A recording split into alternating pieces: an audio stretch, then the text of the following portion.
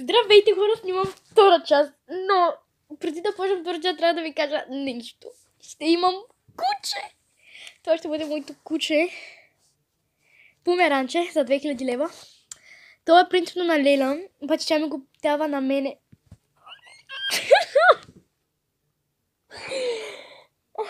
Не мога да повярвам.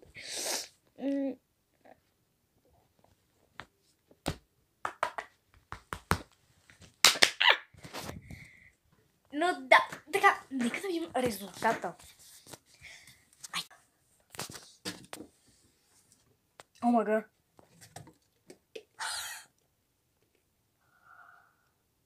Окей. Реално се намокрил, но има вътре лед. Нека да видим резултата. Да, не ме гледайте, ядох му се. Тук обаче е станало всичко вир вода. И ми то кака Вяни е много умна. Мале, замръзна ми ръката. Мале, хора, водата е ледена. Хамо, когато я пипам с ръка ми става супер ледено. Аз съм злотия дева, няма как да не се почисти. О, стъпах с крак. Обаче, сега какво ще правим с мокрото? Нищо. Айде. Окей, о!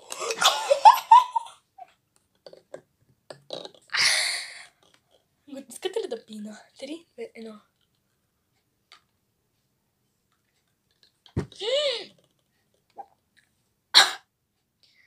Замръзна ми гърлото.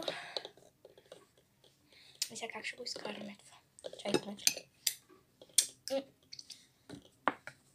Не го избърш. Добър.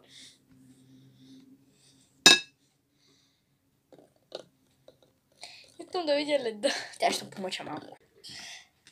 Хора, още се мъча да го извадя, но безуспешно. Така че, какво да правим сега? Чайте, баба тук има цветя. Тамън да полея и цветя. О, ма то не може да се изкара.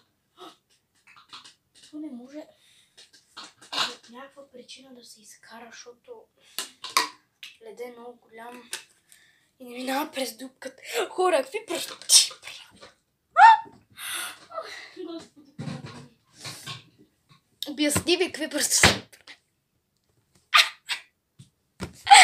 Чао, хора!